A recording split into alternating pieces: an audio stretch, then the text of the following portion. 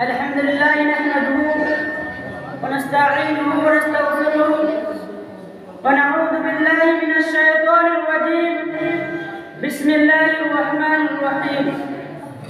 واعتصموا بحبل الله جميعا ولا تفرقوا واذكروا نعمة الله عليكم إذ كنتم أعداء فألف بين قلوبكم فأصبحتم بنعمته إخوانا. صدر انجمن اور میرے دینوں میں بھائیوں، آج کی اس مبارک محفل میں علامہ اقبال کی روشنی میں اسلامی اتحاد اتفاق کے موضوع پر چند معروضات پیش کرنے کی جسارت کر رہا ہوں. مجھے امید ہے کہ آپ حضرات غور سے سنیں گے اور اس پر عمل کرنے کی کوشش کریں گے، کیونکہ عمل سے زندگی بنتی ہے جنت بھی جہنم بھی. عمل سے زندگی بنتی ہے جنت بھی جہنم بھی. خاکی اپنی فطرت میں نانونی ہے نہ ناری. نوجوانان ملت میری تلاوت کردہ آیت کریمہ دنیا میں بسنے والے انسان کو درس دے رہی ہے کہ اللہ کی تصدیق کو مضبوطی سے متحد ہو کر تھامو، تفرق وبائی سے اٹھاؤ تو تم کامیاب ہو جاؤ گے. حقیقت میں یہ ہے کہ اختلاف انتصار کو جس قوم اور جس ملت نے بھی اختیار کیا ہے، ہر ملک میں اس کی ہوا ابھر گئی ہے. اس کی انفرادی طاقت و قوت اکیلی شان و شوکت کچھ کام نہ آئی، کیونکہ تاریخ شاہد چاہے زمانے میں کامیابی کا سر مختلف قوم پر سر باندھا گیا ہے اور کامیاب اسی قدم کو سنیے. اور اسی اتحاد اتفاق کے نتیجے میں مسلم قوم کے اندر بھائی چارگی اور وفاداری اور فیاضی اور اسلام میں اولیاء سے عجیب صفت پیدا ہوئی ہے اور پیدا ہونی بھی چاہیے. لہذا کوئی مسلمان رنگوں کا میں مطالعہ ہو تو اس نے بھائی کی طرف جانا چاہیے اور شخص کو اپنے دل میں درد پیدا کرنا چاہیے، کیونکہ درد دل کے واسطے پیدا کیا انسان کو، درد دل کے واسطے پیدا کیا انسان کو اور اتحاد کے لیے مقامہ تک ہو گیا. دوستو، اگر اتحاد کی طرف ہمارے ہاتھوں میں نہیں، اسلامی وحدت و امانت برقرار نہیں، گروہ بندی سے باہر ہے تو بڑا کام ہے ہماری قدم روش ہوگی. برادران اسلام، اتحاد اتفاق امت مسلمہ کا ایک ایسا قیمتی اور ہمارا اشارہ ہے. بلکہ ہمیں کہنے دیجیے کہ معلوم کا عروج ہے جہاں امت مسلمہ کو حسن پروازے کا آغاز ہوتا ہے.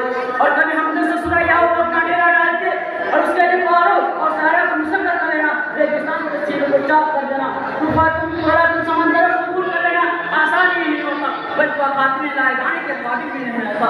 جوان تاریخ وحدت و جمعیت کا مخصوص مربوط ہے. اسلام میں جگہ اور ملت کی اتحاد کی جو ترقی کی ہے، نام کا ایک ساتھ بن ہے واعتصموا بحبل اللہ جميعا. اور کئی کہا ہے انما المؤمنون اخوہ، اور کئی فرمان رسول المسلم اخو المسلم، اور کئی فرمایا ہے المسلم قاصد الواحد. یہی وہ عظیم کا ضرور مقصد ہے جس کا اقسام کے احکام کے اندر بھی ملتا ہے. مثلا مؤذن جس کا عبادت پر عام ہوتی ہے، ہر مومن کے ساتھ کعبہ کی طرف چلا جاتا ہے. جب علامہ اقبال کی زبان میں اسلامیت کی تحریک کا دلکش نظر اس طرح پیش کرتا ہے کہ ایک ہی سب میں کھڑے ہو گئے محمود و ایاز، ایک ہی سب میں کھڑے ہو گئے محمود و ایاز، نہ کوئی بندہ رہا نہ کوئی بندہ نواز. اور جب آگے بڑھے اور غور کیجیے کاج کا عالم مسلم سے وہ تعدنے سے غوث سے ایک نور لبیک اللہ لبیک کہتے ہوئے اس کا اللہ قبول کرتا. جہاں پھر کا یہ جہدی کا سے منجر کا نعرہ اس طرح پیش کرتا ہے کہ بندہ و صاحب و محتاج و غنی ایک ہوئے، بندہ و صاحب و محتاج و غنی ایک ہوئے، تیرے سرکار میں پہنچے تو سبھی ایک ہوئے. حضرت سامنے کرام یہ حقیقت ہے کہ آج کی دنیا مردم شماری کر لیجیے 8 کروڑ کی آبادی میں ایک جیسے مسلم قوم ہے. اتنی بڑی تعداد کے باوجود ظالم لوگوں ظالم سامراجیوں کی جھوٹ تشدد کا نشانہ ہم بنے.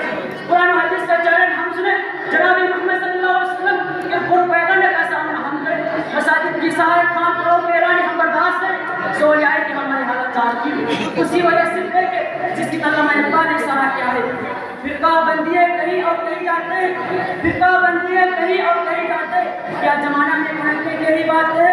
دوستو، آج ہمارا پرسان حال کوئی نہیں ہے اور ہمارے جگہوں کو مرہم لگانے والا کوئی نہیں ہے. وجہ سے کیا ہے کہ اپنی مدد کی رسی ڈھیلی کر دی.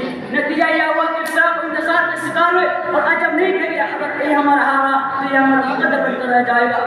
آخر میں علامہ اقبال کا ایسا قدر رخصت ہوتا ہوں. یہی مقصود ہے فطرت یہی رنگ مسلمانی، یہی مقصود ہے فطرت یہی رنگ مسلمانی، قوت کی جہاں محبت کی قرآنی.